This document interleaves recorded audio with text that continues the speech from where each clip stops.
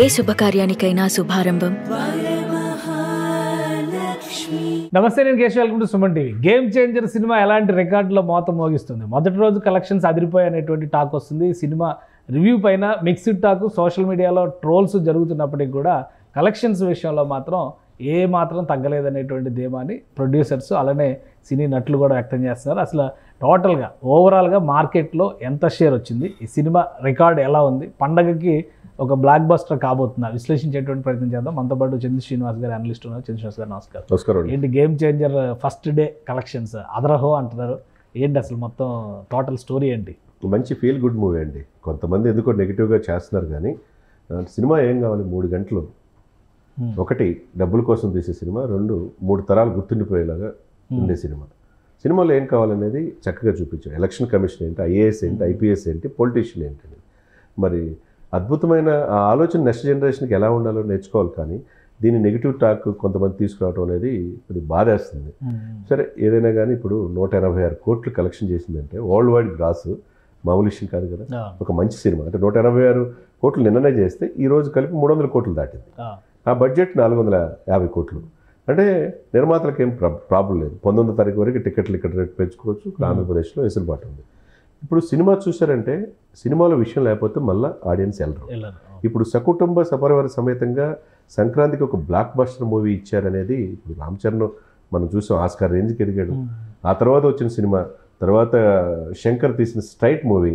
కాబట్టి చాలా ఎక్స్పెక్టేషన్స్ మధ్య వెళ్తారు. కొంతమంది కొంత నచ్చకపోయినంత మాత్రాన ఒకళ్ళిద్దరికి సినిమా మొత్తం బాగాలేదనుకోండి. ఎందుకంటే నేను ఎర్లీ మార్నింగ్ 4 o'clock చూశాను సార్, చలిలో పోయి. చూసినప్పుడు నాకు సినిమా బాగా అనిపించింది. నేను ఒక లా గ్రాడ్యుయేట్గా, పోస్ట్ గ్రాడ్యుయేట్ మాస్టర్లో చదువుకున్నాడుగా ఒక సిస్టమ్ ఏంటి, సిస్టంలో మనం ఏ విధంగా ఓటు హక్కు ఉపయోగించుకున్నాడు మాట్లాడటానికి అర్హత లేదు. అట్లనే టీవీల ముందు కూర్చొని కొంతమంది క్రిటిక్ రూపంలో వచ్చేసేసి సినిమా బాగాలేదు అని చెప్పేసి గేమ్ ఓవర్ అని చెప్పి కొంతమంది మొదటి నుంచి కూడా మెగా ఫ్యామిలీ మీద అన్న చిరంజీవి గారు ఈ 4 ఒకవేళ ఇదే పుష్ప కాంట్రవర్సీ, మెగా ఫ్యామిలీ మీద ఉన్న వ్యతిరేకత ఇవన్నీ కలిపి ట్రోలింగ్స్ నడుస్తున్నాయి. ఇప్పుడు దిల్ రాజు గారి మీద కూడా వ్యతిరేకత తోడైనట్టుంది. తెలంగాణలో కామెంట్స్ చేశాడని చెప్పి దానిపైన కూడా డిస్కషన్ జరిగింది. ఇవన్నీ ఉంటాయి సార్. ఇప్పుడు 4.5 దశాబ్దాలు ఎన్నో ఆటుపోట్లు, ఎన్నో దెబ్బలు తిని ఇప్పటికీ మెగాస్టార్గా ఉన్న వ్యక్తి చిరంజీవి గారు. అవన్నీ చూసినాడు. ఇప్పుడు ఫస్ట్ టైం రామ్ చరణ్ గారికి ఈ సినిమా పట్ల అట్లా చేయటం అనేది అది కరెక్ట్ కాదనేది నా అభిప్రాయం.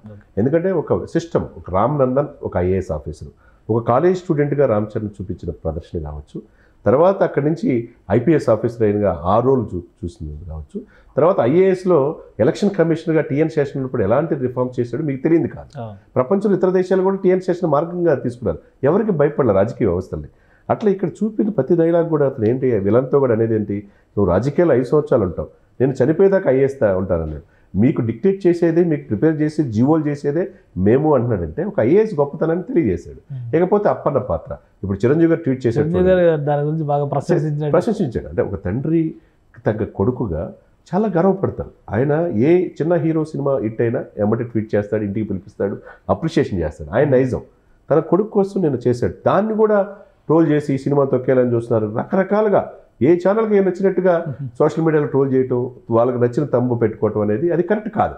ఇప్పుడు ఆయన చెప్పింది ఏంది, రామ్ నందన్ పాత్రలో ఒదిగిపోయాడు. అదేవిధంగా అప్పన్న పాత్ర విశేషంగా ఆకట్టుకుంది. సినిమా నిర్మాతకి, దర్శకుడికి, దీంట్లో నటించిన నటీనటులకి అందరికీ హృదయపూర్వకంగా శుభాకాంక్షలు, మంచి హిట్ ఇచ్చారన్నాడు. అది తప్పట్లయింది. ఇంకా ఉపాసన చూడండి, అవును ఆమె అన్ని రివ్యూల్ని ఒక సమప్ చేసి ఆమె ట్వీట్ చేసింది చూస్తుంటే ఇక్కడ క్యారెక్టరు, సినిమాలో సబ్జెక్ట్ కంటెంట్ ఉండాలి సార్. ఎట్లా పడితే ఏదో అమ్మాయిలను అందంగా చూపించడం, అశ్లీలంగా, లేకపోతే 2-3 సీన్లు, లేకపోతే 4 ఫైట్లు, అది కాదు. నేను అన్నట్టు ఇందాక చెప్పి 3 తరాలు గుర్తు పెట్టుకోవాలి సినిమా అంటే. ఒకప్పుడు ఆయన ఇందులో 3 తరాలు గుర్తుపెట్టుకునే ఎలిమెంట్స్ ఉన్నాయా? డెఫినెట్గా ఉన్నాయి. 2 పార్ట్లు, ఫస్ట్ పార్ట్ అంతా సదాసీదాగా అట్లా జరిగిపోయే ఒక కాలేజ్ స్టూడెంట్ నుంచి ఒక ఐపీఎస్ ఆఫీసరు, ఇంటర్వెల్ ముందు ఒక సీఎం అయ్యే అవకాశం ఉన్న రామ్ చరణ్ చూస్తాం. సెకండ్ హాఫ్ వచ్చేసరికి మీరు అన్నట్టు అప్పన్న పాత్ర. ఇప్పుడు రంగస్థలంలో మనం చూస్తాం, ఒక అన్నని చంపేసేటప్పుడు అన్నకి ఎట్లా చెప్పాలో తెలియనప్పుడు మోగోడుగా నటించింది, చెవిటిగా నటించింది. అద్భుతమైన నటన. ఆ తర్వాత మాట రాని, అంటే కొద్ది మధ్యలో మాట నట్టుపోవటం, ఆ మాట రాకుండా ఆ భావాలు తెలియజేయటం, తనకు నచ్చిన తన ఏరియాలో ఒక మైనింగ్ తీసుకొచ్చి వ్యవస్థని చేసే అక్రమార్కులకి ఒక అప్పన్న పాత్రలో ఆయన పోషించిన పాత్ర అద్వితీయం. ఇంకేం కావాలి? కలెక్షన్స్ మీరు అనుకున్నట్టుగా ఇప్పుడు సినిమా ప్రొడ్యూసర్స్ ఎక్స్పెక్ట్ చేసినట్టుగా కలెక్షన్స్ విషయంలో, ఎందుకంటే ఇప్పుడు కలెక్షన్సే కదా, డే 1 ఎంత, డే 2 ఎంత, రేట్లు పెంచనిస్తారా లేదా, షోలు పెంచనిస్తారా లేదా, దీని నుంచే పంచాయతీ నడుస్తుంది కదా. ఇప్పుడు ఫైనల్గా ఇందులో ఏంటి కలెక్షన్స్ విషయంలో ఎక్కడ ల్యాండ్ అయ్యారు? దిల్ రాజు గారు సేఫా? సేఫ్ అవుతాడు, ఎందుకంటే ఈ రోజు అయిపోయిన తర్వాత రేపు డాకు మహారాజు 14 తారీఖు మళ్ళీ సంక్రాంతికి వస్తాడు. ఆయన కూడా అది కూడా దిల్ రాజుదే. ఇది 450 కోట్లు, అది 100 కోట్లు, మొత్తం దాదాపు 600 కోట్లు పెట్టాడు ఆయన. ఆయనే అంత అమాయకుడేం కాదు.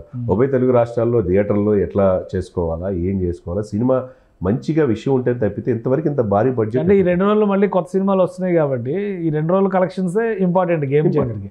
సో ఫస్ట్ డే కలెక్షన్స్ ఏంటి రికార్డ్ అది? అవునండి, 186 కోట్లు రికార్డే వరల్డ్ వైడ్ గ్రాస్. ఇది ఈ రోజుకి వచ్చేసరికి 300 కోట్లు దాటింది. ఇప్పుడు రేపటి నుంచి అసలు సంక్రాంతి పండుగ, నిజమైన పండుగ.